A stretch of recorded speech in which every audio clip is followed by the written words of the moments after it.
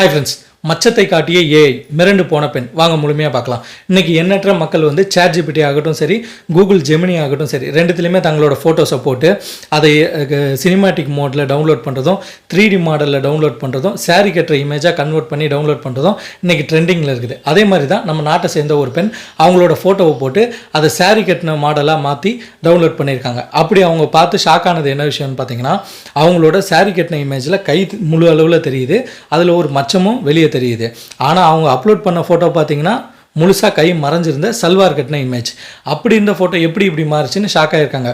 ஒருவேளை வேறு ஃபோட்டோ கேலரியில் எதுவும் ஆக்சஸ் எடுத்துகிட்டு கூகுள் ட்ரைவில் எதுவும் ஆக்சஸ் எடுத்து அதை வந்து மெர்ச் பண்ணி காமிக்குதான்னு ஷாக் ஆகிருக்காங்க. நம்ம மக்கள்கள் ஒரே ஒரு விஷயத்தை சிந்திக்கணும். நம்ம எந்த ஆப்பை டவுன்லோட் பண்ணாலும் அந்த ஆப்பில் முழுசுமாக அக்ரி கொடுத்துட்றோம். கேமராவை பயன்படுத்தணுமான்னு கேட்குது, ஓகே அக்ரிங்கிறோம். கான்டெக்ட்ஸை பயன்படுத்தணுமான்னு கேட்குது, அக்ரின்றோம். அடுத்தது வந்து உங்களோட மைக்ரோஃபோனை ஒட்டு கேட்கணுமான்னு கேட்குது, அதுக்கும் அக்ரிங்கிறோம்.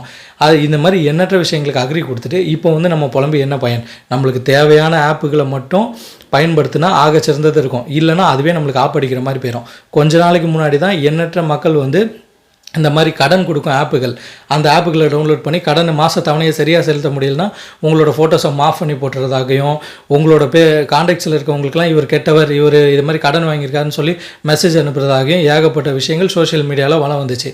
இப்போ அடுத்தது இன்னொரு விஷயம், நம்ம ஆனானப்பட்ட தலைவர் ரஜினிகாந்துக்கே ஒரு ரோபோ ஆப்பு வச்சுருக்கு. எப்படி தெரியுமா?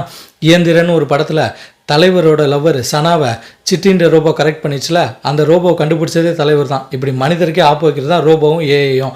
இது வந்து எந்த அளவுக்கு வளர்ச்சி பாதையை நோக்கி நாடு போதோ அந்த அளவுக்கு அதன் மூலிமா நம்ம பின்விளைகளும் சந்திக்கணும். ஒரு ஃபன்னுக்கு சொன்னாங்க, அதாவது இந்த மாதிரி பிரச்சனைகளை நம்ம கடந்து போகணும்னா என்னை பொறுத்த வரைக்கும் என்னோட தனிப்பட்ட கருத்து என்னென்னா, நம்ம ஃபோட்டோவை ஒருத்தர் தவறான முறையில் எடுத்து அதை மாஃப் பண்ணுறாரா, நம்ம மேலே தப்பே இல்லையா, நம்ம எதுக்கும் பயப்படக்கூடாதுங்க. ஆமாங்க, மன உறுதியோடு இருந்து அப்படி என்ன தான் பண்ணுவோம் பார்த்துக்கோ அப்படின்னு சொல்லிட்டு ஃபோட்டோஸை நீ அப்லோட் பண்ணால் பண்ணிக்கோ, எனக்கு ஒன்றும் பிரச்சனை இல்லைன்னு கடந்து போவோம். அதுக்காக நம்ம வந்து கூனி குறுகி அழுது புலம்பி அது எந்த பிரயோஜனமும் கிடையாது.